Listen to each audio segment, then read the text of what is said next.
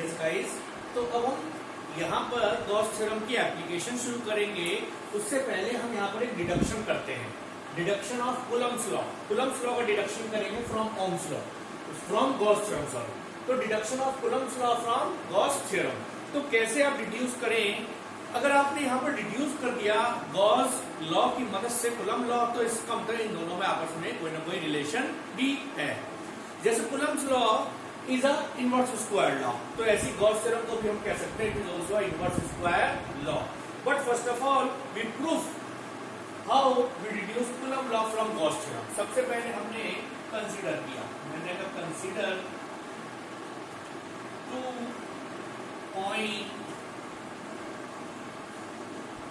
2 point charges. मैंने 2 point charges लिए Q1 and Q2 separated by distance small r। Okay, मैंने 2 point charge लिए Q1 Q2, ठीक है, फिगर में दिखा रहे हैं। मैंने एक ले लिया यहाँ पर रख दिया Q1 और थोड़े डिस्टेंस पर रख दिया Q2 और ये डिस्टेंस ले लिया इनके बीच में r। तो कंसीडर 2 पॉइंट चार्जेस, क्योंकि कूलम्स लॉ जब आपने पढ़ा था तो कूलम्स लॉ हमने दिखाया था फॉर 2 पॉइंट चार्जेस। तो मैंने यहाँ पर भी 2 पॉइंट चार्ज लिए, consider 2 point charges Q1 and Q2 separated by distance small r, ठीक है। तो मैंने इसके बाद लिखा कंसीडर अ गॉसियन सरफेस, क्योंकि गॉस थ्योरम तभी अप्लाई करेंगे आप जब आप एक गॉसियन सरफेस बनाएं। तो मैंने गॉसियन सरफेस बना दिया, मैंने कंसीडर अ गॉसियन सरफेस, और वो भी कौन सा? Spherical Gaussian surface. Consider a spherical, ठीक है, consider a spherical Gaussian surface of radius r with centre Q1। मैंने क्या किया, मैंने गॉस थ्योरम अप्लाई करनी है तो हमें गॉसियन सरफेस पक्का बनाना पड़ेगा। तो मैंने एक स्फेरिकल गॉसियन सरफेस बना लिया और उस स्फेरिकल गॉसियन सरफेस का भी रेडियस r है, जो उन दोनों चार्जेस के बीच का डिस्टेंस है उसके बराबर। और मैंने कहा सेंटर पे Q1 है, सेंटर पर कौन है? Q1, यानी Q1 सेंटर है और मैंने यहां से एक स्फीयर बना ली, लो जी, ठीक है, ये मैंने स्फीयर बना लिया और Q1 मेरा सेंटर पर हो गया, यानी Q1 हमने यहां सेंटर पर दिखा दिया, ठीक है। ये मैंने गॉस थ्योरम से क्या करा, गॉसियन सरफेस बनाया। Consider spherical Gaussian surface of radius r with centre Q1। इसका एक फायदा होगा, चलिए कौन बताएगा क्या फायदा होगा? सर, आपने अगर स्फेरिकल सिमेट्रिकल सरफेस बनाया है तो आपको 3 फायदे होंगे। क्या फायदे होंगे? 3 फायदे होंगे। पहला फायदा पता है सबको, वेक्टर से स्केलर पे आ जाएंगे, पढ़ाया था लास्ट लेक्चर में। सर, दूसरा फायदा, इस स्फीयर का डिस्टेंस इस चार्ज से सेम है तो इस पूरे सरफेस पर इसकी इलेक्ट्रिक फील्ड कांस्टेंट होगी, ठीक है। तो देखते हैं, तो मैंने consider spherical Gaussian surface of radius r with centre O, तो मैंने कहा देयरफॉर, ठीक है। तो हमने कहा देयरफॉर, हमने लिखा according to this theorem, according to Gauss theorem. We know the formula of Gauss theorem, surface integration of E vector dot ds vector equal to charge, मैंने चार्ज लिया Q1 अपॉन E, ठीक है। मैंने इस Q1 sphere की electric field निकाल ली और मैंने यूज कर लिया formula E vector dot ds vector equal to Q upon E not, okay, epsilon not. Now we find out the value of Gauss theorem. मैंने गॉस थ्योरम से इसकी value निकाली और इसकी इलेक्ट्रिक फील्ड देखी। Q1 की इलेक्ट्रिक फील्ड आउटवर्ड, मैंने इसे E1 वेक्टर कह दिया, ठीक है। तो मैंने according to Gauss theorem value of electric field due to Q1 is, मैंने इससे रख ली वैल्यू, मैंने रख दिया E1 vector dot ds vector equal to this, we know the, yes, Gaussian surface का फायदा सब जानते हैं, E ds cos 0 डिग्री। बता रहे हैं कैसे? सबसे पहले आपने रखा वैल्यू, आपको दिख गई, तो आप एक स्मॉल एरिया लेंगे, small area ds whose area vector यानी ds vector is outward normal. Figure में दिखा दें, हाँ सर दिखा दीजिए। मैंने एक छोटा सा एरिया ले लिया, ठीक है, ये छोटा सा एरिया ds और इसका नॉर्मल ही बाहर की तरफ होगा, जैसे हमने गॉसियन सरफेस में आपको दिखाया था। ठीक है, तो दोनों में एंगल सब जान गए कितने डिग्री, सर दिख गया एंगल। तो E vector and DS vector are parallel. जब पैरेलल होंगे तो थीटा 0, हमने 0 लेके 1 बना दिया। देख लीजिए वो स्टेप चल रहे हैं, E D S E1 sorry is equal to Q1 upon epsilon not cos 0 become 1। Now over spherical Gaussian surface E1 due to Q1 is constant। पता चला क्यों कांस्टेंट? हाँ सर, क्योंकि यहां से रेडियस r, इस पॉइंट का भी रेडियस r, इस पॉइंट का रेडियस r, और इलेक्ट्रिक फील्ड सब जानते हैं is inversely proportional to r square. जब सारी वैल्यूज कांस्टेंट है तो ये भी कांस्टेंट होगा, तो मैंने कांस्टेंट का तो E1 बाहर ले लिया। Integration ds Q1 upon E0। Yes, क्योंकि जब आपने गॉस थ्योरम अप्लाई करनी शुरू करी तो आपने सबसे पहले गॉसियन सरफेस बनाया, सेंटर रखा इसे। जब इसको सेंटर रखा तो सब जगह से डिस्टेंस बराबर है। जब डिस्टेंस बराबर है, r बराबर है, तो E भी बराबर होगा, यानी E सेम होगा। Gaussian surface due to this one is constant. मैंने कांस्टेंट दिखाया इंटीग्रेशन से बाहर। स्फीयर है तो स्फीयर का सबको पता है इंटीग्रेशन क्या होगा। Yes sir, 4 pi small r square Q1 upon. तो this one is electric field due to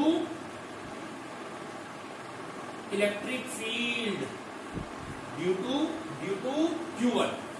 तो इलेक्ट्रिक फील्ड हमने निकाली Q1 की इस स्फेरिकल सरफेस पर, और इस स्फेरिकल सरफेस पर तो मैंने लिखा now charge Q2 is in the electric field of Q1। देख लीजिए, यानी इस पॉइंट पर इलेक्ट्रिक फील्ड है Q1 की, और इस पॉइंट पर दूसरा चार्ज था जिसका नाम था Q2। दूसरा चार्ज था इस पॉइंट पे Q2। तो मैंने कहा now charge Q2 is in the electric field of Q1। सब जानते हैं, it experience a force. Yes, you know the formula of force, F is equal to QE, तो Q2, और इलेक्ट्रिक फील्ड फर्स्ट की तो E1। पुट इक्वेशन फर्स्ट, मैंने put equation first कर दिया, और फर्स्ट कर दिया तो F is equal to Q2 into 1 upon 4 pi epsilon not Q1 upon E0। Yes और नो? Yes sir. तो F is equal to 1 upon 4 pi epsilon not Q1 Q2 upon, और यही आपके पास याद कीजिए कौन सा लॉ था सर? ये तो हमारे पास कूलम्ब्स लॉ था। तो यही आपके पास कूलम्ब्स लॉ भी था, और आपने यहाँ पर कूलम्ब्स लॉ फाइंड आउट भी किया with the help of Gauss theorem. तो गॉस थ्योरम की मदद से आपने फाइंड आउट किया। एक बार आप दोबारा समझेंगे इस डेरिवेशन को। First of all deduction of Coulomb's law, यानी आपने कूलम्ब्स लॉ का डिडक्शन किया। सर कूलम्ब्स लॉ आपने यूनिट नंबर मतलब इसी चैप्टर में स्टार्टिंग का था।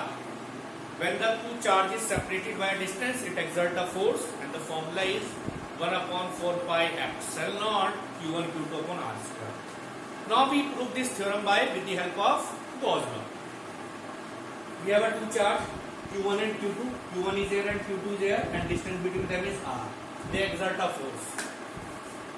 ठीक है, तो हमें गॉस थ्योरम से करना था। तो गॉस थ्योरम जब तक अप्लाई नहीं कर सकते जब तक एक सरफेस ना हो जिसका नाम है गॉसियन सरफेस।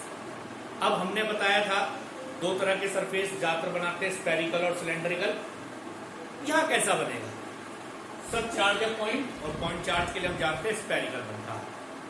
मैंने स्फेरिकल सरफेस बनाया, मैंने इसको सेंटर लिया, इतने रेडियस का एक स्फीयर बना दिया। कारण फायदा देखिए क्या होगा, बना दिया। Yes sir, we draw the spherical Gaussian surface. Now we have three properties for spherical Gaussian surface. Now first of all, on this spherical Gaussian surface electric field due to Q1 is outward. मैंने दिखाई outward, अभी direction दिखा रहा हूं। And we consider a small element ds area whose vector is also outward. Both are parallel. First one, according to GT, because we proved this theorem with the help of Gauss theorem. According to GT, value of electric field due to Q1 find out कर रहे हैं। मैंने लिख दिया E vector dot ds vector equals to Q1 upon this. Both are parallel. Figure में भी दिखाया, parallel है तो cos 0, cos 0 1 EDS only, vector से स्केलर पर, वहां भी समझाया था, यहां भी समझाया। Now E is constant because the point is at the center charge and this one is on the surface, because distance equal distance होगा तो रेडियस बराबर है, तो इलेक्ट्रिक फील्ड कांस्टेंट, तो हमने बाहर लिया। स्फेरिकल है तो ds का 4πr² मैंने इलेक्ट्रिक फील्ड निकाल दी विच इज आउटवर्ड। अब now this electric field experience a force on Q2, now charge Q2 is in the electric field of Q1, it experience a force Q2E QE, charge Q2 electric field first वाली put करा, आपके पास Gauss theorem बन गई with the help, sorry Coulomb's law बन गया with the help of Gauss theorem. तो यहां पर आपने देखा, आपने कूलम्ब्स लॉ से गॉस थ्योरम को प्रूफ करा, इसी तरह आप गॉस थ्योरम से कूलम्ब्स लॉ भी प्रूफ कर सकते हैं। कूलम्ब लॉ से गॉस थ्योरम से कूलम्ब्स लॉ, यानी आपस में दोनों कैसे हैं, एक दूसरे पे डिपेंड है, इसे हम कॉम्प्लीमेंट्री कहते हैं। तो कुछ पॉइंट्स हम आपको बताएंगे इससे रिलेटेड, तो देखते हैं क्या क्या पॉइंट्स होंगे। ठीक है जी, सबसे पहला पॉइंट नंबर फर्स्ट, ठीक है, हमने क्या प्रूफ करा, Coulomb's law with the help of which law, Gauss theorem.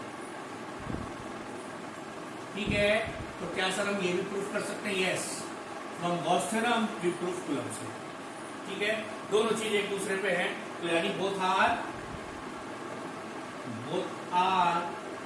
Complement.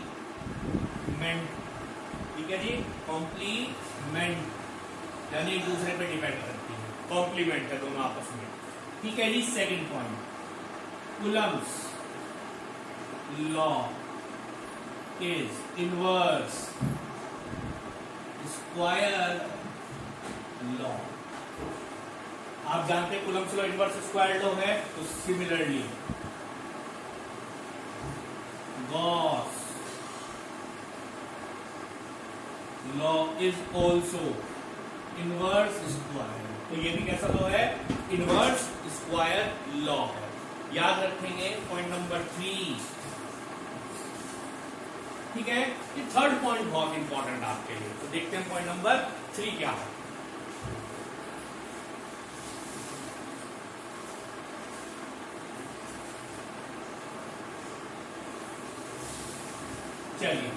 चलिए गॉस लॉ इज मोर, ठीक है, जो गॉस लॉ है वो ज्यादा इंपॉर्टेंट है, तो Gauss law is more general than Coulomb's law. ठीक है, जो गॉस लॉ है ये ज्यादा इंपॉर्टेंट है कूलम्ब्स लॉ से, because it can calculate electric field due to charge distribution also. ठीक है, ये कूलम्ब्स लॉ ज्यादा जनरल है गॉस लॉ, क्योंकि ये कूलम्ब्स लॉ से ज्यादा, क्योंकि Coulomb law is based on 2 charges 3 charges, जब बहुत सारे चार्ज आ जाते हैं तो वहां बड़ी लंबी लंबी कैलकुलेशन हो जाएंगी, मगर यहाँ पर हम डिस्ट्रीब्यूशन ऑफ चार्ज के लिए भी बड़े आराम से निकाल सकते हैं। 3 पढ़ाए थे आपको, distribution, linear, surface and volume. अब इसी में हम आपको दिखाएंगे कि कैसे हम कैलकुलेट कर सकते हैं गॉस लॉ को, finding the charge distribution electric field. Okay, तो ये तो now in this lecture we find out the electric field. Yes, in this lecture we find out the electric field intensity by using Gauss law, यानी Gauss law को use करके आज हम electric field intensity निकालेंगे,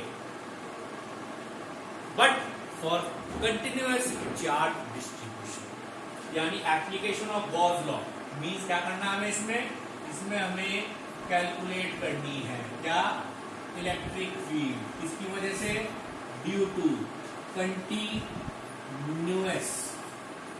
charge distribution. बहुत important है अगर, ठीक है जी, तो कंटिन्यूअस चार्ज डिस्ट्रीब्यूशन के लिए हमें अब इलेक्ट्रिक फील्ड इंटेंसिटी U निकालनी है with the help of this theorem, Gauss theorem, and the mathematical expression of Gauss theorem is surface integral of E vector dot ds vector equals to total charge upon epsilon. Okay, now we use Gauss theorem and find out the electric field intensity. First is for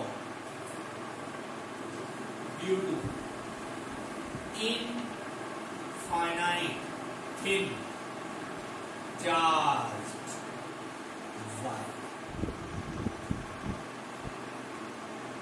ठीक है जी, तो electric field निकालनी है, इसके लिए लिखा infinite thin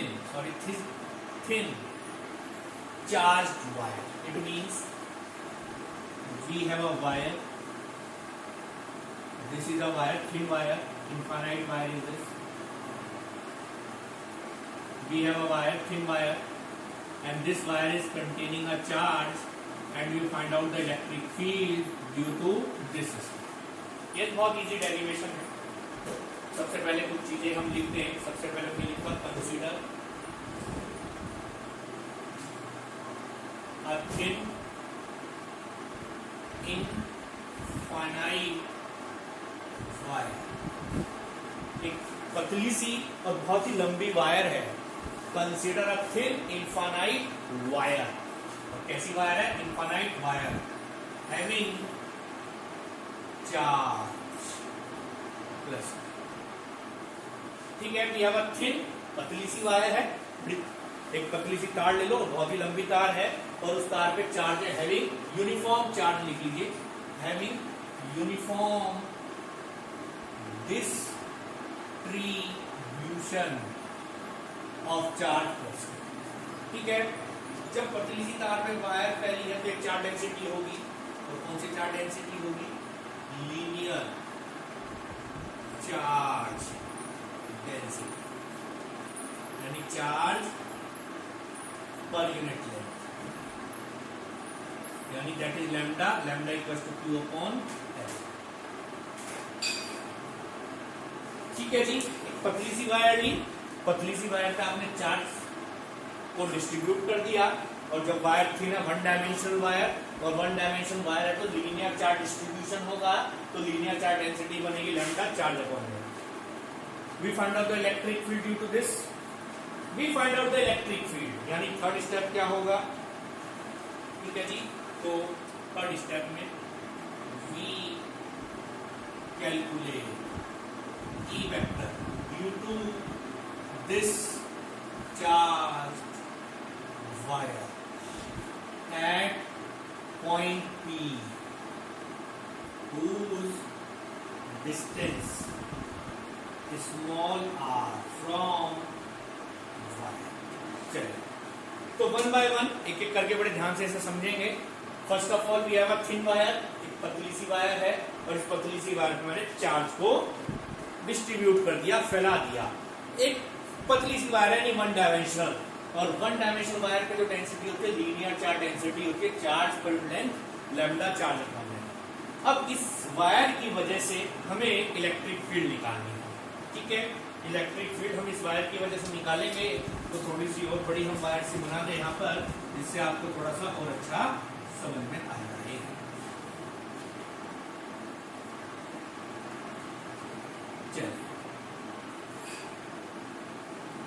Thin wire having a charge plus Q distributed uniformly through its length, तो लीनियर चार्ज डेंसिटी बनी. इलेक्ट्रिक फील्ड निकालनी है इस पॉइंट P पर,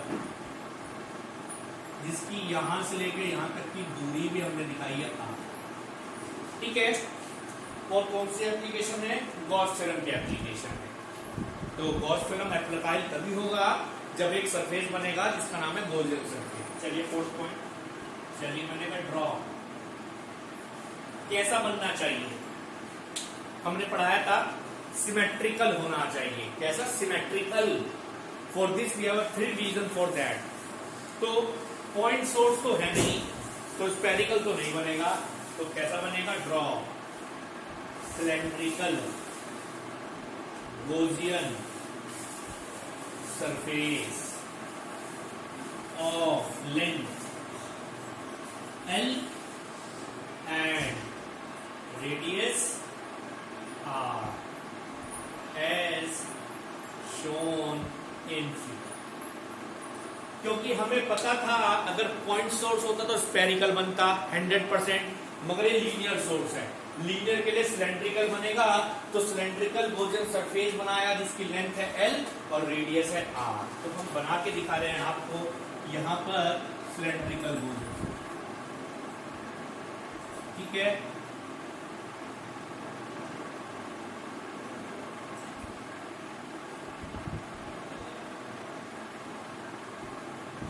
चलिए, और यहां से लेकर यहां तक की जो लेंथ है ये हमने दिखा दी L, और जो रेडियस है वो हमने दिखा रखी है R।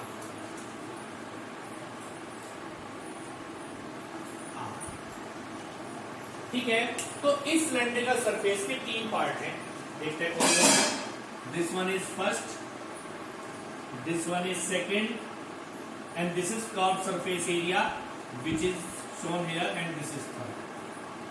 ठीक है, तो we have to find electric field intensity due to this thin wire having a linear charge density lambda. Point P पे निकालनी है electric field intensity, plus charge है तो इलेक्ट्रिक फील्ड की डायरेक्शन मैंने दिखा दी आउट।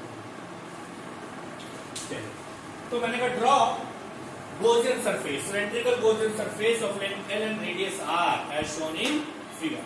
मैंने फिगर दिखा दी आपको जिसकी एक्सिस पर मेरी वायर मौजूद है। Now we have a Gauss theorem। Gauss theorem से पहले एक चीज और कर लेंगे, consider small area ds at point P। Consider a small area ds at point P whose area vector यानी ds vector is कैसा होगा, is outward नॉर्म। यस और नो? Yes sir. तो पॉइंट पी के पास में आपने एक छोटा सा एरिया ले लिया, ये है वो छोटा सा एरिया,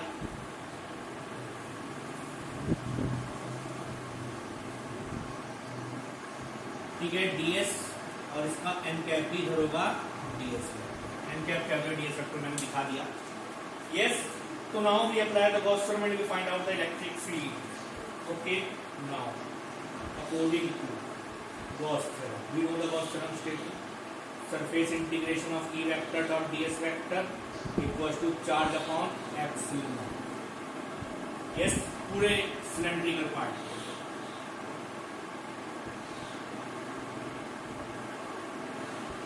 ठीक है, अब इस cylindrical surface के 3 पार्ट है, वैसे 3 पार्ट में ब्रेक कर दे रहा हूं। ठीक है जी, सबसे पहला part surface integration of E vector dot ds vector for the first surface plus E vector dot ds vector for the second surface plus E vector dot ds vector for the third surface q upon epsilon। Okay, नीचे proper दिख रहा है क्या? नीचे का proper दिख रहा है क्या? देखते हैं एक बार। यस सर, दिख रहा है। Now for the first part, अब हम यहाँ आ गए फर्स्ट पार्ट के लिए देखते हैं। अगर मैं फर्स्ट पार्ट पे कहीं पर भी छोटा सा एरिया ले लें तो उसका ds वेक्टर ऐसे और इलेक्ट्रिक फील्ड ऐसे। थर्ड वाले पार्ट में भी, सेकंड वाले पार्ट में भी ds वेक्टर ऐसे और इलेक्ट्रिक फील्ड ऐसे दिख रहा है फिगर में। तो थर्ड वाला पार्ट बचेगा सिर्फ।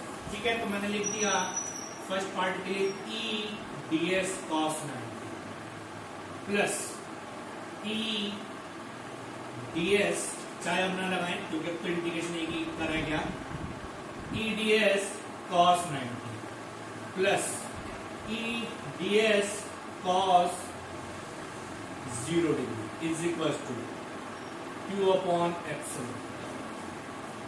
यस और नो? तो अब हम यहाँ पर सबके लिए अलग अलग कर दिया, सब जानते cos 90 की वैल्यू 0, तो ये 0 ये 0, मगर यहाँ पर रह गया E ds q upon epsilon. cos 90 0, cos 90 0, cos 0 1, E बाहर। अब E बाहर क्यों? सब जानते हैं ई इंटीग्रेशन बचा ds का equal to q upon epsilon. Why E constant because E is a short form में लिखे हैं फंक्शन ऑफ डिस्टेंस। और कर्व सरफेस एरिया देख लीजिए, डिस्टेंस हर पॉइंट पे बराबर है तो इसलिए हमने उसे बाहर ले लिया। ई बाहर। कर्व सरफेस एरिया का इंटीग्रेशन सब जानते हैं, what is integration of curve surface area? Yes sir, we know the integration of curve surface area. What is integration of curve surface area?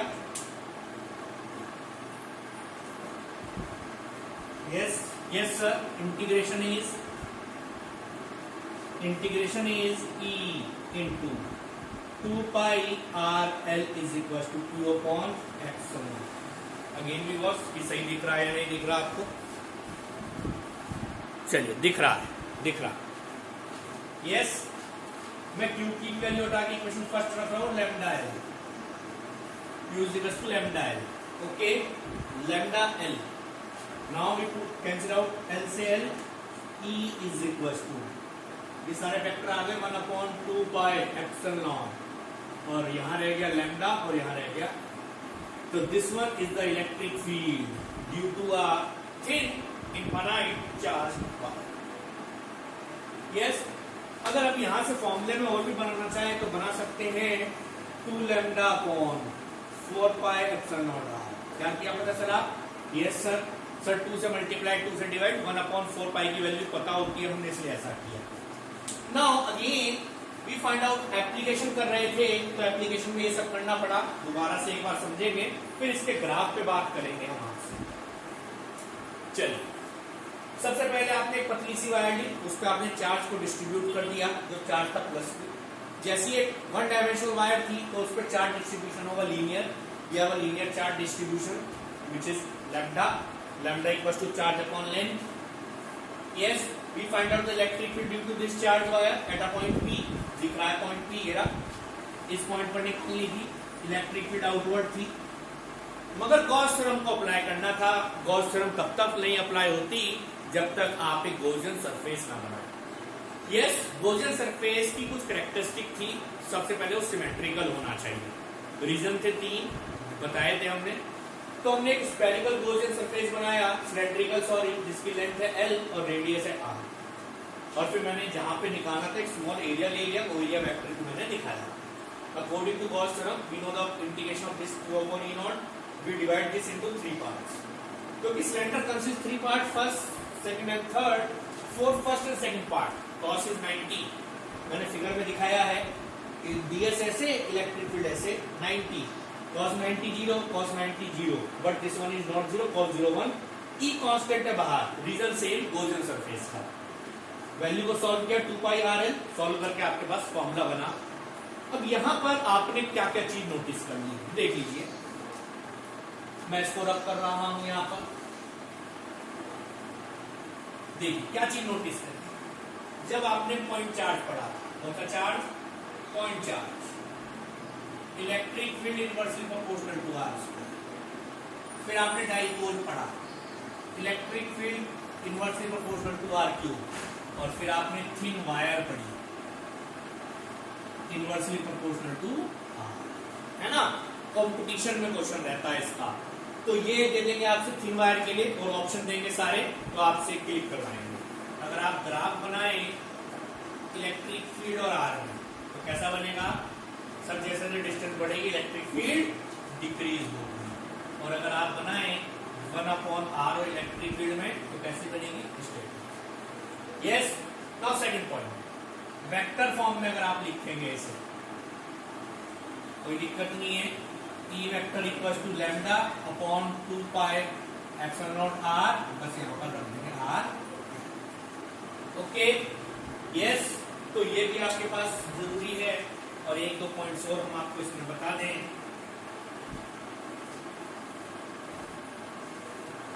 चलिए, now if charge is positive, electric field lines are outward normal, ठीक है, बाहर की तरफ। Second, if charge is negative, electric field lines are inward। याद रहेगी बात। तो यहां पर आपने डेरिवेशन करा और याद करिए यही डेरिवेशन हमने आपको सिंपल फॉर्म इंटीग्रेशन से सिखाया था जिसमें बड़ा लेंथी मेथड था, मगर यहां पर देख लीजिए कितना इजी हुआ with the help of Gauss theorem और Gauss law we prove the first application for finding the electric field intensity due to a thin infinite charge. Okay